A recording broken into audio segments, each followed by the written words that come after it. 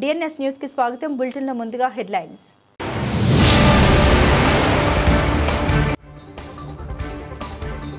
కనకదుర్గమ్మ అమ్మవారి దేవాలయం నందు సహస్ర దీపాలంకరణ, కోటి దీపోత్సవ కార్యక్రమం.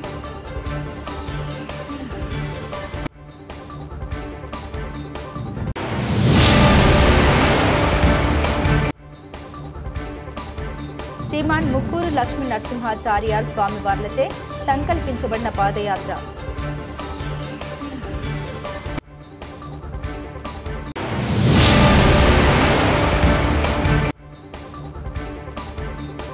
లైన్ ఉన్న కరెంటు పోల్ తొలగించి కొత్త పోల్ ఏర్పాటు చేయాలి.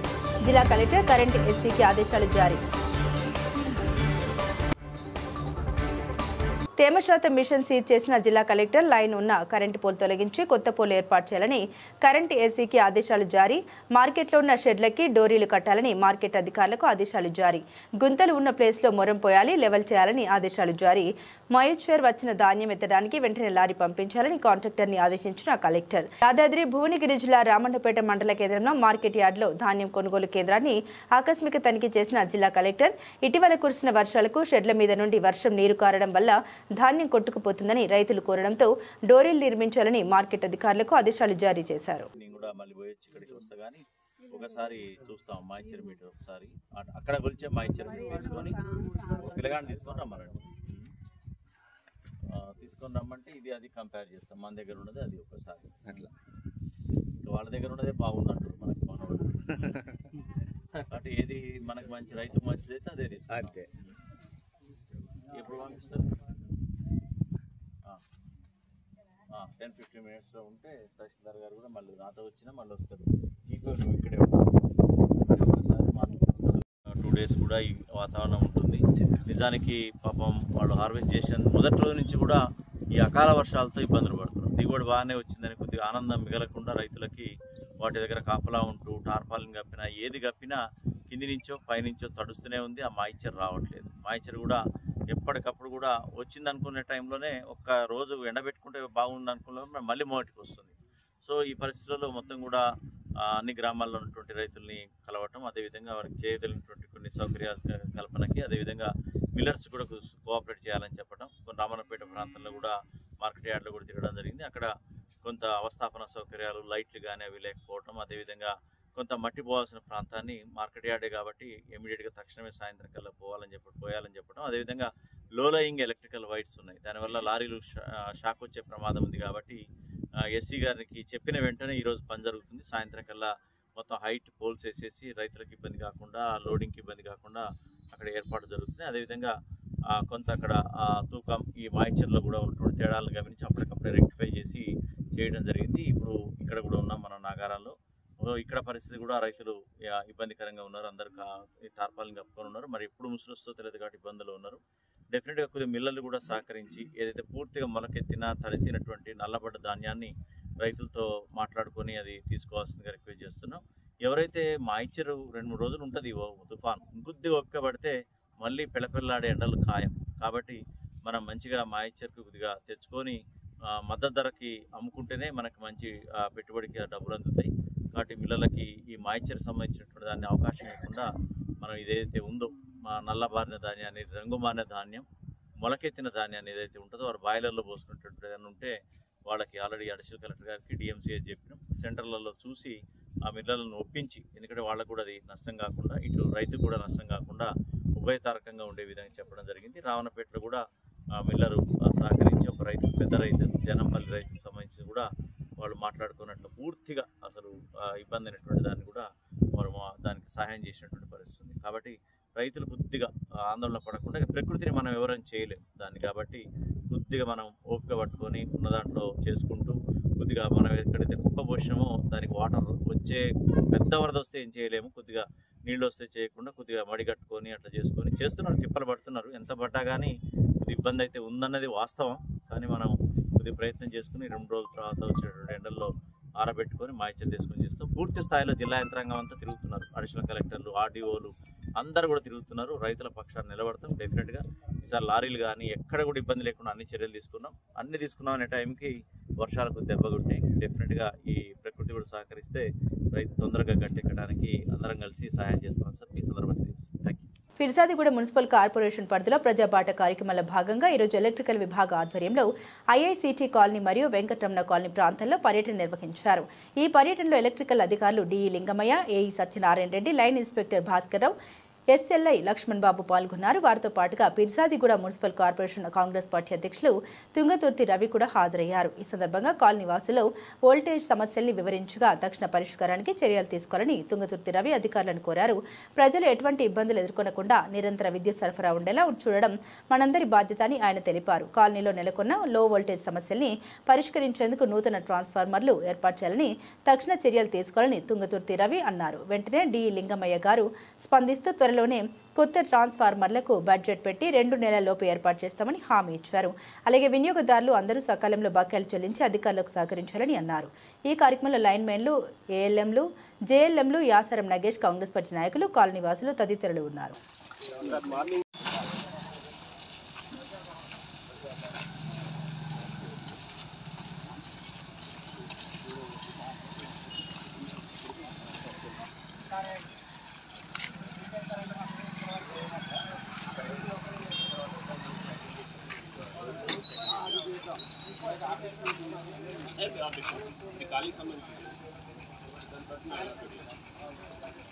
ఈరోజు పోలీస్ సమరవీరుల దినోత్సవం సందర్భంగా తాండూరు పట్టణంలోని ఆర్యవేశ కళ్యాణ మండపం నందు రక్తదాన శిబిరం నిర్వహించారు.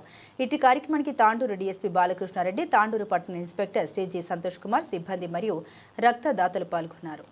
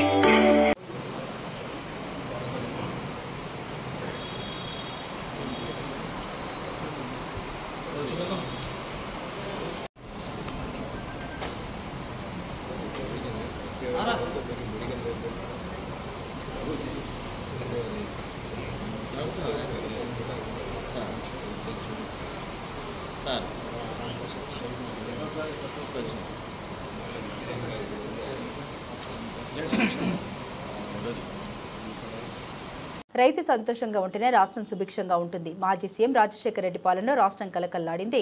గత 10 సంవత్సరాల్లో రైతు తీవ్ర ఇబ్బందులు పడ్డారు. గత ప్రభుత్వం వరి వేస్తే ఉరి అని చెప్పి, కానీ ప్రజా ప్రభుత్వం ఏర్పాటైన తర్వాత వరికి బోనస్ ఇచ్చాం. వరి కొనుగోలు కేంద్రాలను ఏర్పాటు చేసినా ఎలాంటి ఇబ్బంది లేకుండా కొనుగోలు చేశాం. అదే తరహాలో పత్తి కొనుగోలు కేంద్రాలను ఏర్పాటు చేసి కొనుగోలు చేస్తున్నాం. నాణ్యమైన పత్తి తీసుకొని వచ్చి మంచి ధర పొందాలి. కిసాన్ యాప్ ద్వారా పత్తి కొనుగోలు కేంద్రాన్ని తరలించాలి. యాప్ నిర్ధారించిన సమయం తేదీకి తీసుకొని పోవాలి. తితిదే తరహాలో యాప్ను రూపొందించారు. మొత్తం కొనేటువంటి బాధ్యత కూడా మరి ప్రభుత్వం వారికి అప్పచెప్పింది. వారు తప్పకుండా తీసుకోవాల్సిన బాధ్యత వాళ్ళ మీద ఉంది అని చెప్పి కూడా ఈ సందర్భంగా నేను విజ్ఞప్తి చేస్తూ ఉన్నాను. ఒరవడి తీసుకొచ్చారు. అదేంటి అంటే ఒక యాప్ను కూడా ప్రవేశపెట్టడం జరిగింది. ఆ యాప్ పేరు వచ్చేసి కపాస్ కిసాన్ యాప్. ఆ యాప్లో వాళ్ళు ఫోన్ ద్వారా మరి ఇప్పుడు చాలా మంది ఇప్పుడు అన్నాడు మనకు ఏంటి స్మార్ట్ ఫోన్స్ వాడిన వాళ్ళు ఎవరు లేరు. మనం ఇంకా చదువుకున్న వాళ్ళే తక్కువ వాడుతున్నాం, చదువుకున్న వాళ్ళే మంచిగా వాడుతూ ఉన్నారు. కాబట్టి వాళ్ళు మంచిగా దాన్ని స్కాన్ చేసుకొని లేకపోతే ఏ విధంగా ఉందో అక్కడ ప్లే స్టోర్ నుండి కపాస్ యాప్ను మరి డౌన్లోడ్ చేసుకొని పత్తిని సమీప జిన్నికి మిల్లుకు అమ్ముకోవడానికి స్లాట్ బుక్ చేసుకోవడం. మీరు ఎట్లంటే స్లాట్ బుక్ చేసుకుంటే ఆ స్లాట్ ప్రకారం ఏ టైంకి మీకు టైం ఇస్తారో ఆ టైంకే మీరు పోయి మీరు డైరెక్ట్గా అమ్ముకోవచ్చు. ఫస్ట్లో తిరుపతి దేవస్థానంలో ఎట్లా ఉండేదంటే 4 రోజులు 5 రోజులు లైన్లలో నిలబడేటోళ్ళం. నిలబడ్డప్పుడు ఎంత కష్టమయ్యేదో మనకు తెలుసు. వాళ్ళు కూడా ఏం చేసిండ్రు, కంకణాల పద్ధతి తీసుకొచ్చిండ్రు. అంటే మీరు మీ జిల్లాలలో ఉండేటువంటి టీటీడీకి సంబంధించిన ఆఫీసులు ఉంటాయి, లేకపోతే ఇప్పుడు ఆన్లైన్లో బుక్ చేసుకొని వస్తే ఆ టైంకు మనకు కంకణం కడతారు, ఆ టైంకు మనల్ని పంపిస్తారు. అంటే మనకు వెయిటింగ్ అనేది ఉండకుండా ఉంటుంది. అదే పద్ధతిలో రైతు కూడా రాగానే తన సరుకును అమ్ముకొని వెంటనే వెళ్ళిపోవడం జరుగుతుంది. మర్నాడు 24 గంటల్లో పడుతుంది అమౌంట్, 24 అవర్స్లో పడుతుంది.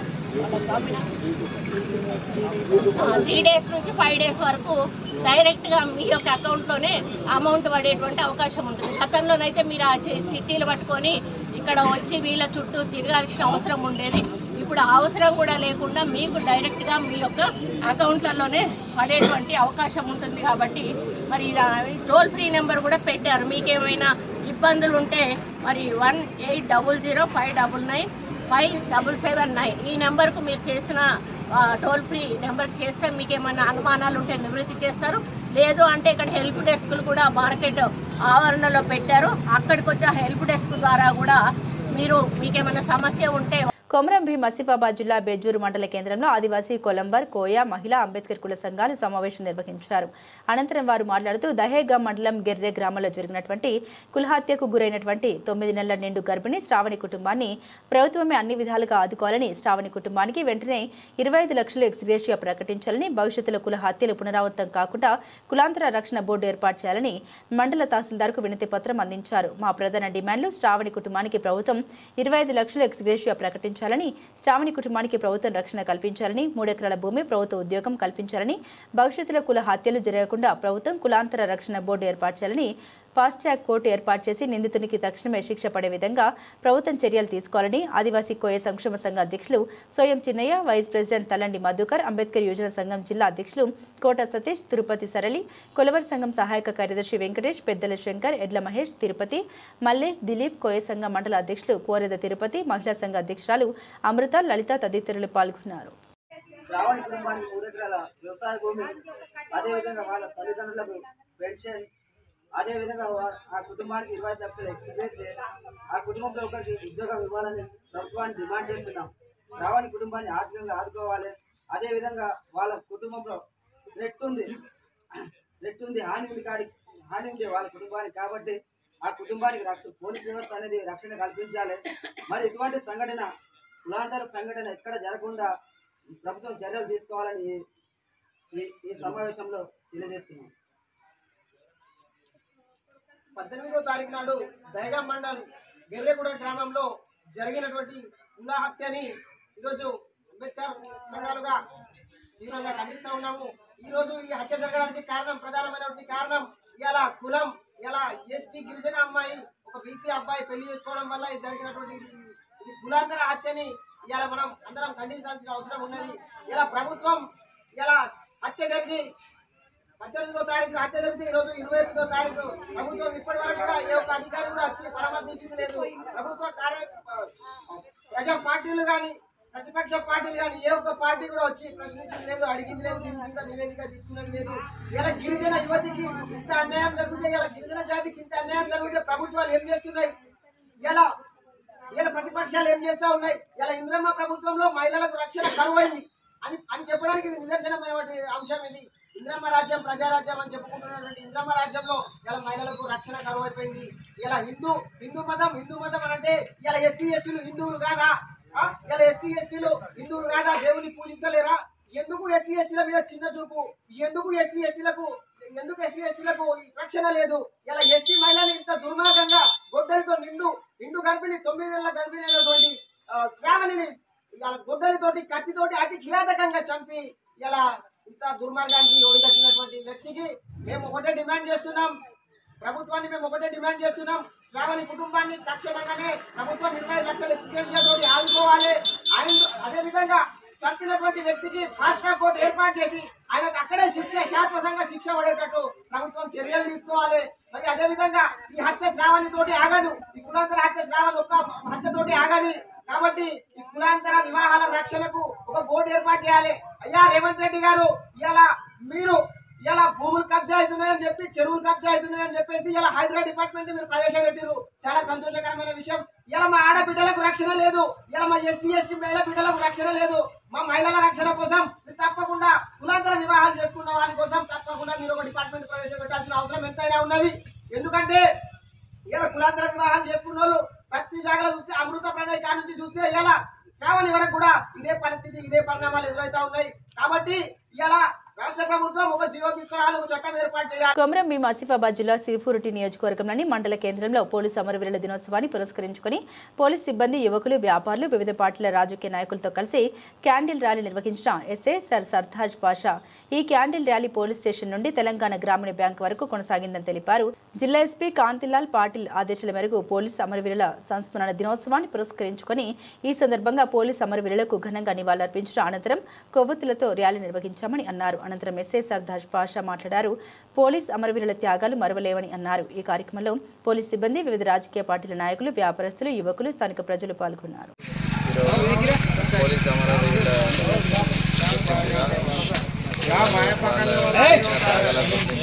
చేసిన క్యాండిల్ ర్యాలీలో పార్టిసిపేట్ అయిన అందరికీ ధన్యవాదాలు.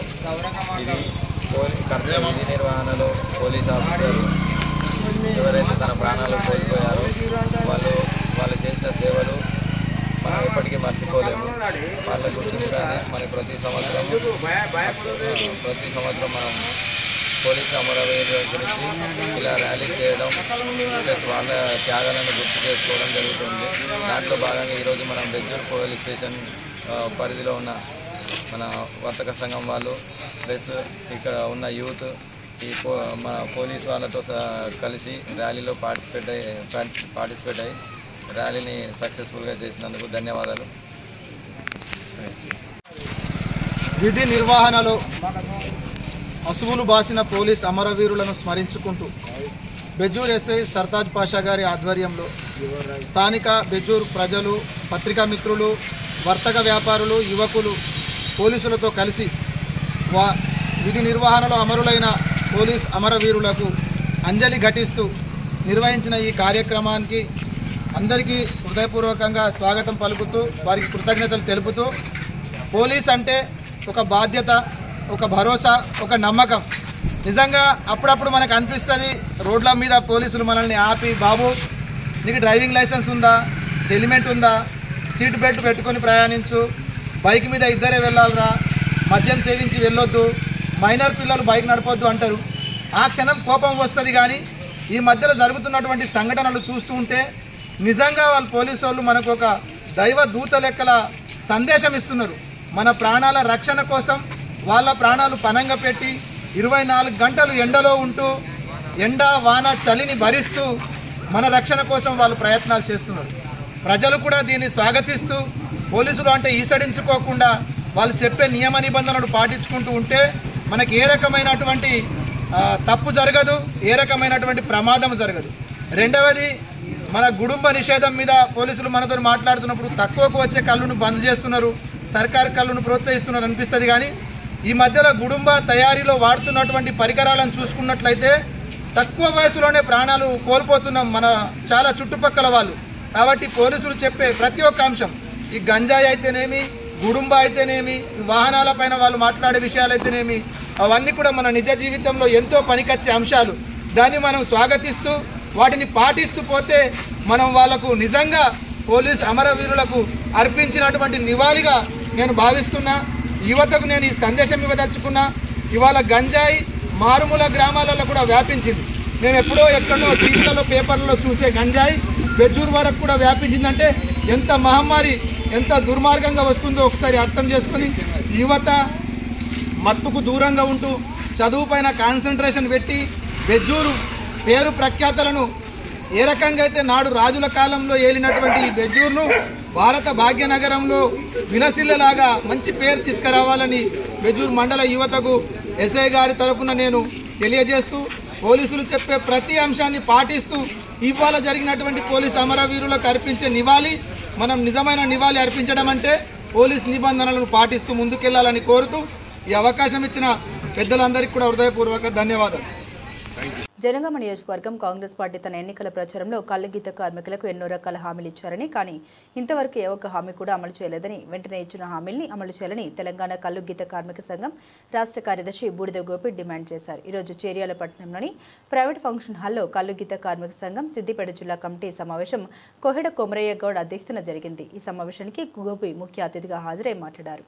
గీత కార్మికులకు ప్రభుత్వం ఇచ్చిన హామీలను అమలు చేయాలని ముఖ్యమంత్రికి, మంత్రులకు ఎన్నిసార్లు విన్నవించినా పట్టించుకోవడం లేదని, చెవిటి వారి ముందు శంఖం ఊదినట్లే ఉందని ఆయన ఆవేదన వ్యక్తం చేశారు. ప్రమాదాలు నివారించడానికి ప్రభుత్వం ఇస్తున్న కాటమయ్య రక్షణ కవచాలు ఏడాది గడిచినా 20,000 మించలేదని, ఈ విధంగా ఇస్తే 10 ఏళ్లు గడిచినా అందరికీ అందమని ఎద్దేవా చేశారు. ఈ సమావేశంలో జిల్లా అధ్యక్షులు కోహిడ కుమరయ్య గౌడ్, జిల్లా కార్యదర్శి బండకింది అరుణ్, వివిధ మండలాల అధ్యక్ష కార్యదర్శులు ఆనుగొండి నరసింహులు, ఆకుల కనకయ్య, పోతుగంటి లింగం, కోల సత్తయ్య తదితరులు పాల్గొన్నారు.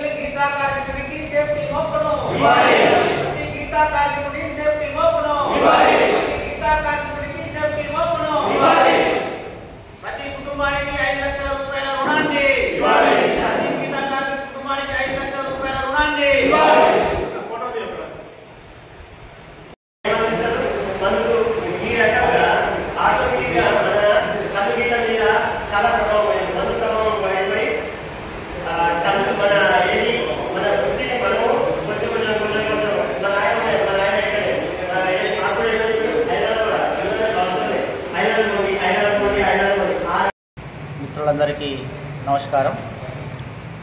తెలంగాణ కల్లుగీత కార్మిక సంఘం రాష్ట్ర 4వ మహాసభలు సూర్యాపేట పట్టణంలో నవంబర్ 28, 29 తేదీలలో నిర్వహించబోతా ఉన్నాం.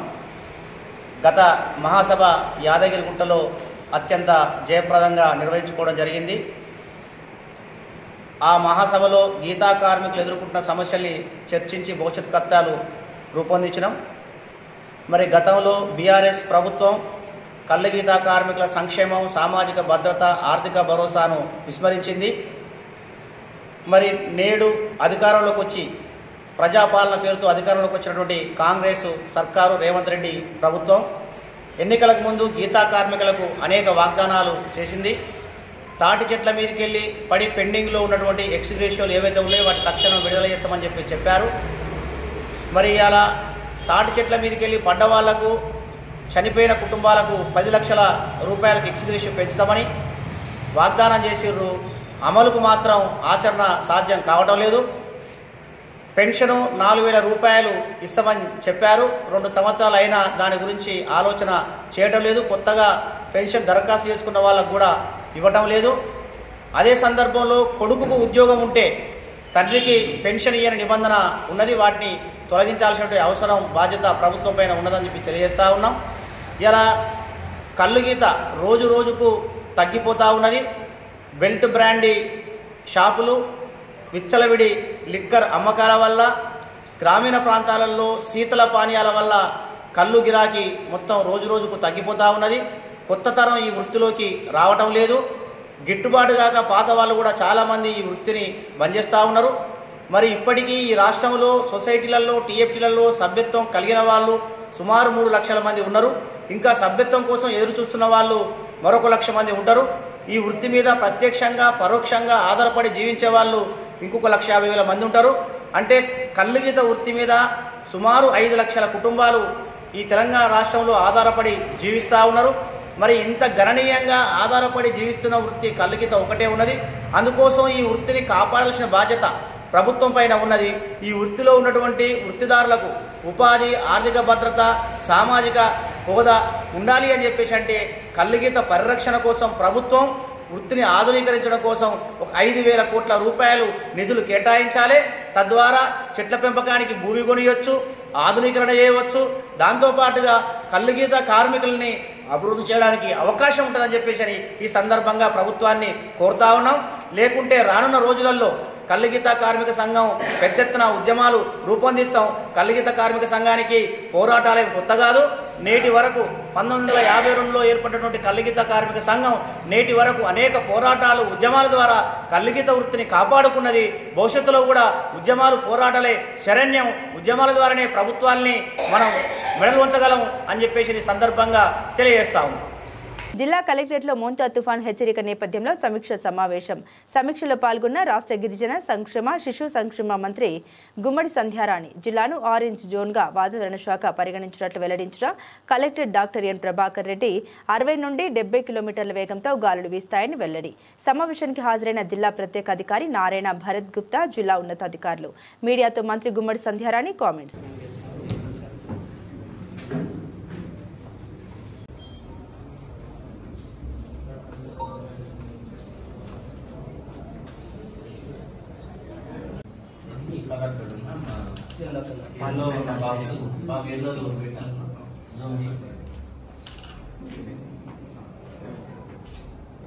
మనకు వచ్చింది. సో మనం ఇవి జాగ్రత్తగా విడ్స్ బేస్డ్ అండ్ ఓకే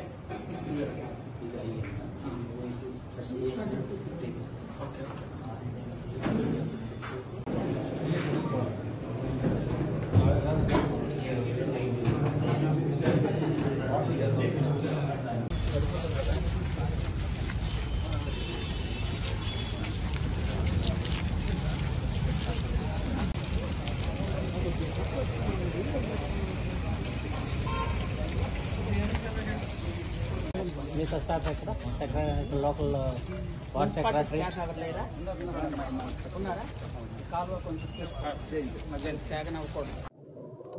ముందుగా మీ అందరికీ కూడా తెలుసు, ఈ తుఫాను ప్రభావం వల్ల మనం రెడ్ అలర్ట్ రావటం, దానికోసం మన కలెక్టర్ గారి ఆధ్వర్యంలో అధికారులు అందరూ కూడా జిల్లాలో చాలా కష్టపడి పనిచేస్తున్నారు.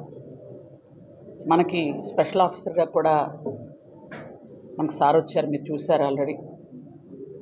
ఎస్పీ గారు కానీ జేసీ గారు కానీ అందరూ కూడా నిన్నటి నుంచి మనం పాఠశాలలు కూడా సెలవులు ఇచ్చాం. అలాగే ప్రతి విలేజ్లో కూడా మాక్ డ్రిల్ ఏర్పాటు చేసాం. అంటే ఏదైనా అవసరమైనటువంటి లేదనుకుంటే అనుకోని సంఘటనలు ఏదో ఎదురైతే ఎలా వాళ్ళు వాటిని ఎదుర్కోవాలనే ఉద్దేశంతో మాక్ డ్రిల్ కూడా ఏర్పాట్లు చేయించాం. ముఖ్యంగా హిల్ టాప్ ఏరియాల్లో ఎవరున్నారో వాళ్ళందరినీ కూడా సురక్షితంగా ఉండమని, అలాగే కొండ దిగువన ఉన్న వాళ్ళకి ఏదైనా మునిగిపోతున్నాయి అనే దగ్గర కొంచెం ఎత్తైన ప్రదేశాలకు వెళ్ళడానికి అవన్నీ కూడా అందరికీ ఇన్స్ట్రక్షన్స్ ఇవ్వడం జరిగింది. ప్రతి సచివాలయం కూడా యాక్టివ్గా పనిచేస్తున్నారు. అలాగే ప్రతి మండలంలో కూడా మనం కమాండ్ కంట్రోల్ రూమ్లా పెట్టుకున్నాం. వాళ్ళు ఎవరైనా ఏదైనా అవసరం ఉంది అనుకుంటే ఖచ్చితంగా 1912కి ఫోన్ చేస్తే వెంటనే రియాక్ట్ అవుతున్నారు. అలాగే ఎక్కడైనా పోలీస్ డిపార్ట్మెంట్కి కానీ ఫైర్ స్టేషన్కి కానీ ఇట్లాంటి విపత్కరమైన పరిస్థితులు వస్తే వాళ్ళకి 101కి ఫోన్ చేసినా 100కి ఫోన్ చేసినా వాళ్ళు కూడా రెడీగా ఉంటున్నారు. ఎందుకంటే ముఖ్యంగా స్కూల్ పిల్లలు బయటికి వెళ్ళకూడదనే ఉద్దేశంతో ఈ 3 రోజులు సెలవులు ఇచ్చాం. అంగన్వాడీ ఇంకా చిన్నపిల్లలు కాబట్టి వాళ్ళకి 4 రోజులు సెలవులు ఇచ్చాం. 30వ తేదీ వరకు వాళ్ళకి సెలవులు ఉన్నాయి. అలాగే మనకి ఏంటంటే డాక్టర్స్ అందరూ కూడా డ్యూటీలో జాయిన్ అయిపోయారు. ముందుగా వాళ్ళందరూ కూడా నిజంగా వాళ్ళందరూ ధన్యవాదాలు తెలియజేయాలి. ఈ టైంలో వాళ్ళందరూ కూడా ఒక రియలైజ్ అయ్యి వెంటనే మనం డ్యూటీస్లో ఉండాలి. వర్షాలు ఇంత ఎక్కువ పడుతున్నప్పుడు మనం చేయాలని హెల్త్ డిపార్ట్మెంట్ అంతా కూడా అప్రమత్తమై ఉన్నారు. రైతులు ఎవరు కూడా పొలాలకు వెళ్ళొద్దని అందరూ కూడా మనం రిక్వెస్ట్ చేసాం. అలాగే చేపల వేటకు వెళ్ళవలసిన వాటి మత్స్యకారులు అందరూ కూడా వెళ్ళొద్దు అని. బులెటిన్ ముగించే ముందు హెడ్లైన్స్ మరోసారి.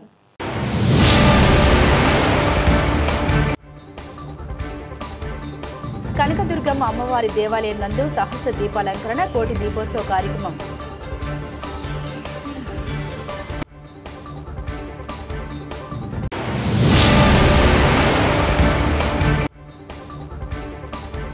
శ్రీమాన్ ముక్కూరు లక్ష్మీ నరసింహాచార్యార్ స్వామివార్లచే సంకల్పించబడిన పాదయాత్ర.